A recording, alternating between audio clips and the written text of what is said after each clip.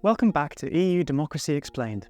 In the last episode, we explored the concept of democratic accountability and how it applies to the European Commission.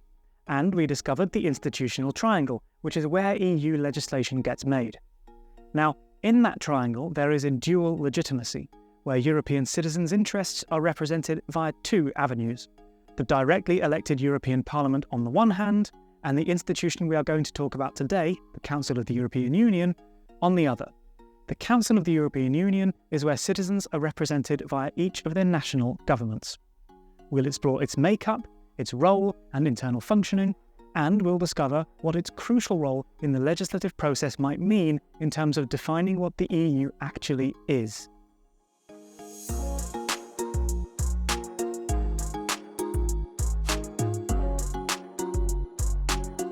The Council of the European Union, commonly referred to as the Council, was established in the 1950s as the Council of Ministers in order to provide a state-driven counterbalance to the supranational high authority of the then European Coal and Steel Community, the body that would later develop into the modern European Commission. Before we go further, though, we need to clarify a common misunderstanding. You see, the Council of the European Union, even if it is referred to in shorthand as the Council, is not the only council in the system. There's also the European Council, but these are very different institutions with different members and completely different roles. While the Council of the EU has its origins in the treaties, the European Council was created in 1974 by the heads of state or government of the member states. It only became an EU institution in the Lisbon Treaty of 2009, the agreement which sets out the functioning of the modern EU and which is still in force today. Lisbon codified European Council practices that had been developed since its foundation. It added a full-time president, you might recognise names like Herman Van Rompuy, Donald Tusk or Charles Michel, and limited the institution's composition to the heads of state or government, whereas previously foreign ministers had participated as well. While the Council of the EU decides on legislation within the institutional triangle, the European Council defines the Union's general political direction and priorities. In other words, it sets the EU's agenda. Now, you can understand why the differences between these two bodies can appear confusing at first. You have two institutions that, first of all, sound very similar, and which both represent aspects of national governments. But they have different memberships, different leadership structures, different frequencies of meetings, and crucially, they have strikingly different roles in the EU's institutional structure. We'll return to the European Council in a future episode, but now that we're clear on the differences between the two, let's delve deeper into the role and structure of the Council of the European Union.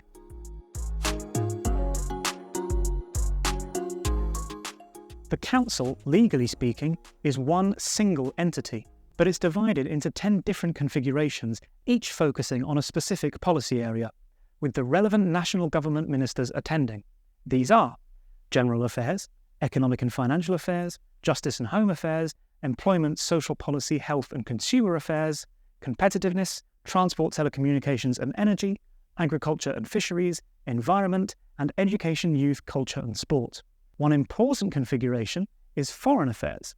Unlike the others, this one is chaired by the EU's High Representative. Now, that's a lot to consider, but the detail of each configuration's work is a story for another time. For now, let's focus on the main benefit of structuring an institution's work in this way. And it's actually a very similar benefit, although applied differently, to the one that the Commission pursues when it divides itself into policy-relevant directorates general, or that the European Parliament pursues when it appoints its members to committees or subcommittees. It allows the institution to develop specialised thematic expertise linked to each different policy area. This kind of division within a governmental institution is commonplace across global democracies, and it's actually the same benefit that national governments are seeking out when they divide themselves into different ministries. But, as we know, the EU shouldn't be compared to a national government. For the Council, which still operates within a wider system we shouldn't forget, the benefit of dividing its configurations by policy area is that each relevant minister from the national government can contribute where they have the most relevant expertise, and crucially, where they're empowered by their governments to take decisions. The extra scope for detailed discussion this structure affords is reflected in the fact that the Council meets, in its various guises, very frequently, 70 to 80 times per year. Different configurations meet with different frequency. Some, like General Affairs and Foreign Affairs, among others, meet on a monthly basis. Others, like Education, Youth, Culture and Sport, for instance, meet less frequently, maybe twice per semester. This variety is a function of two key factors. First, the Council's legislative function, because in order to decide on a proposal dealing with a specific policy area, the relevant Council configuration needs to meet. And second, the nature of the file. For instance, Foreign Affairs requires regular exchanges in political decisions, so naturally that configuration meets more regularly. As we discovered last episode, the institutional triangle is the key component of how EU legislation gets passed. And part of that triangle is that, whether under the ordinary legislative procedure or not, the Council needs to decide yes or no on all proposals coming from the Commission. This requires an intense commitment on the part of the Council to make sure that all the files are addressed adequately, and to ensure a proper dialogue between the Council and the Parliament as well as with the Commission. Hence, a significant support structure for the decision-makers in each Council meeting and a high frequency of meetings. The Council is able to manage this intense workload with the help of the 3,000 or so civil servants in the General Secretariat of the Council. Now, all the EU institutions have a secretariat devoted to implementing their work, but the GSC is unique insofar as it assists the work not only of the Council, but also of the European Council. Some of its core tasks include assisting, advising, and helping to coordinate the work of both institutions, providing logistical support to meetings, preparing draft agendas, reports, notes, and meeting minutes. The GSC also has its own translation service, which you can imagine is crucial when it comes to ensuring the proposals make sense in all of the 24 official languages of the Union. Finally, the GSC has a crucial role in supporting something called the rotating presidency of the Council. It advises the presidency and prepares briefings for it before each Council or Coreper meeting. The rotating presidency is perhaps the most unique aspect of the Council's structure and functioning. A different EU member state holds the reins of the institution on a 6-month basis. This means that in each configuration of the Council, except for Foreign Affairs, the relevant national government minister from the country currently holding the rotating presidency chairs.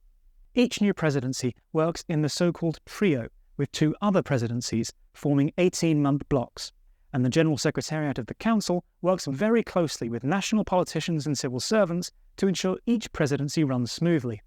What this system allows is for each of the EU member states, from the biggest, richest and most powerful to the very smallest, to hold the reins on an equal basis. This gives a sense of real ownership over the agenda and creates a club atmosphere between the 27, the benefit of which, in terms of working together in the best interests of citizens, cannot be overstated. If you're interested in when your country will next hold the rotating presidency, you can even look it up on the Council's website, where the presidencies are listed up to 2030.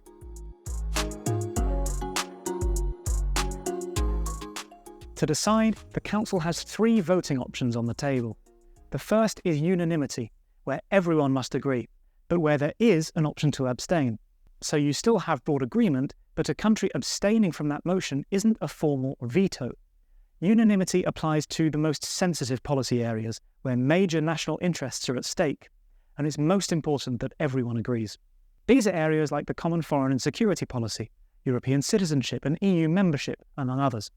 It also applies to some limited areas of policy like taxation.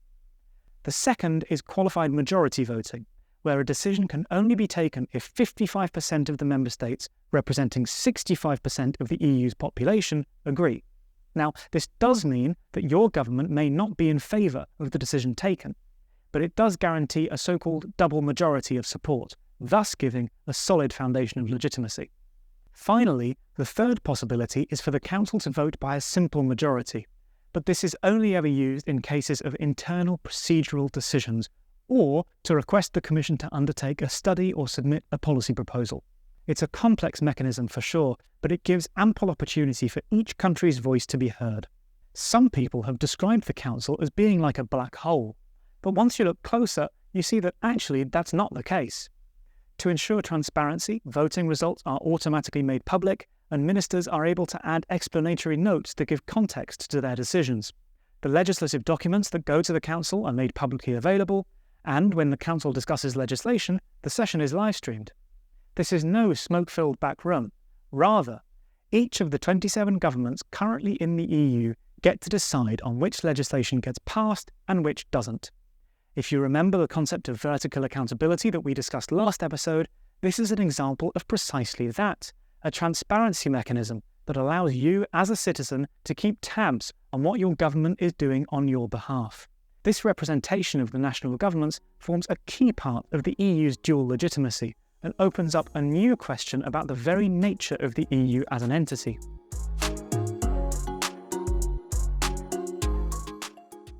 It can be difficult to consider the nature of the EU as an entity without getting into the weeds of academic discourse, and entire libraries worth of books have been written on the subject, which is far beyond the scope of this video.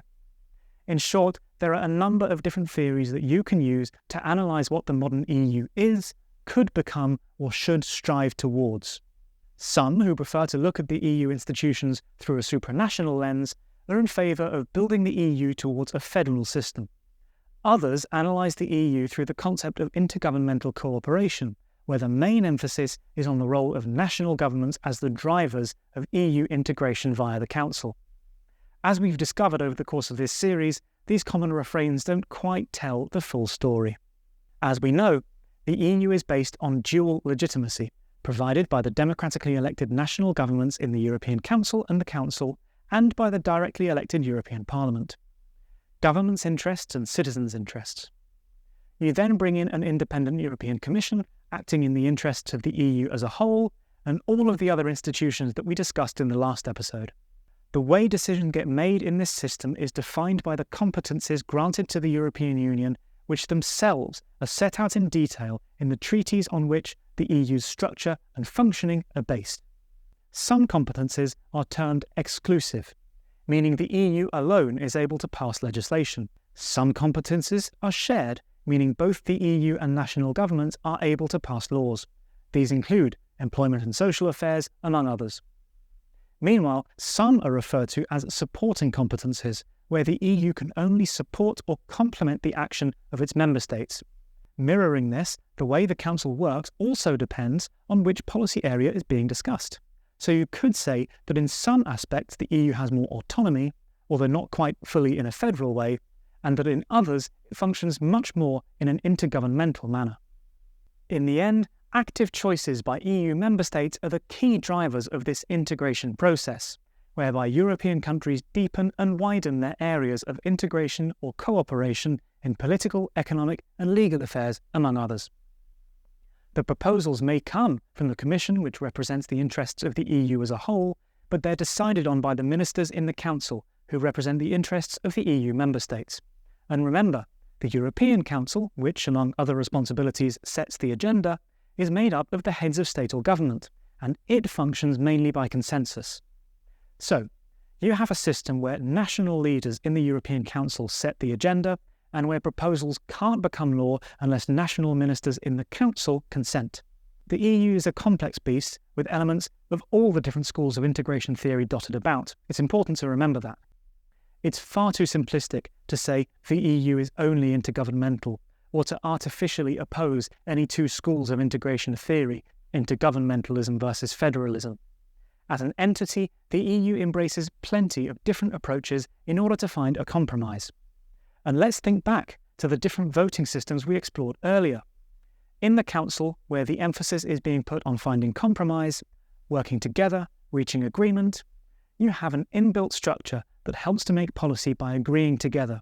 You have a deliberative approach that allows for capacity building and a healthy exchange of expertise and best practices between the member states. And, ultimately, you have a compromise that helps to build an ever closer union between EU countries on their own terms. Next episode, we'll be looking into the body that represents EU citizens directly, the European Parliament. And while to the casual observer it might seem that the Parliament is the natural place to find representation in the EU, the representation that we see in the Council is just as important. We see it in the crucial role it plays in deciding on Commission proposals, most often in co-decision with the Parliament. So next time one of your government's ministers comes to Brussels for a Council meeting, pay attention. You might just learn something. And if that minister comes home and complains about the latest imposition from Brussels bureaucrats, remember, their role in the Council is crucial in approving EU legislation. In the meantime, let us know your thoughts in the comments below.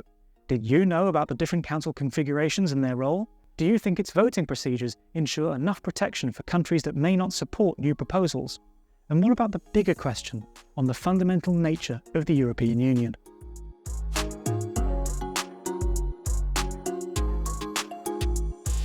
Thanks for watching. I hope you enjoyed that video. If you're interested in the rotating presidency of the Council, be sure to check out our website where we collect all of TEPSA's work on the subject, from regular conferences and policy recommendations to this episode of Europe Chats all about it. And if you want to learn more about the EU, be sure to like, comment and subscribe.